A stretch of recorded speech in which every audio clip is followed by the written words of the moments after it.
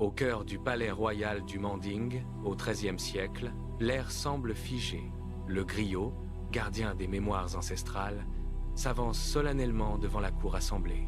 Il pointe un doigt ferme vers l'immensité du ciel et annonce d'une voix grave qu'un enfant naîtra pour devenir le souverain le plus puissant de ces terres.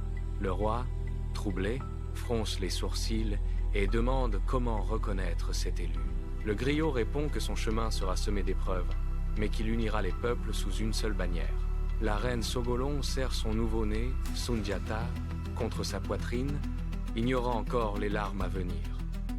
7 ans passent, et Sundiata reste assis sur le sol poussiéreux, tandis que les autres enfants courent en riant.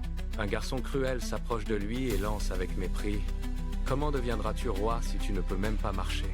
Sogolon essuie une larme amère, mais Sundiata fixe l'horizon sans ciller.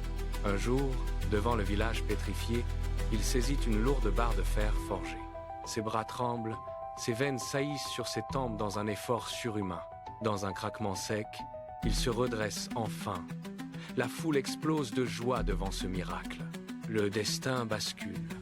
Après la mort du roi, des soldats en armes expulsent brutalement la famille royale, sous une pluie battante et glaciale.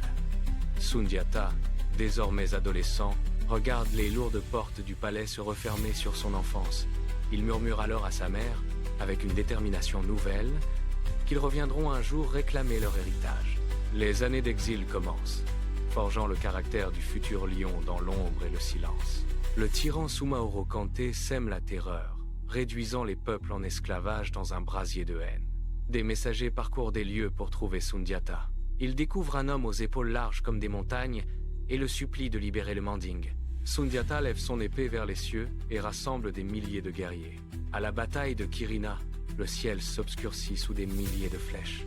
Sundiata charge furieusement à cheval, affrontant Soumaoro dans un duel acharné. Le tyran, terrifié par la puissance du lion du Manding, finit par prendre la fuite, abandonnant son armée à la déroute. Le peuple en liesse danse au rythme endiablé des djembés.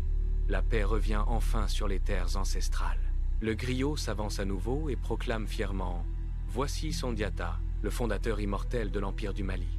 L'histoire se transforme en légende.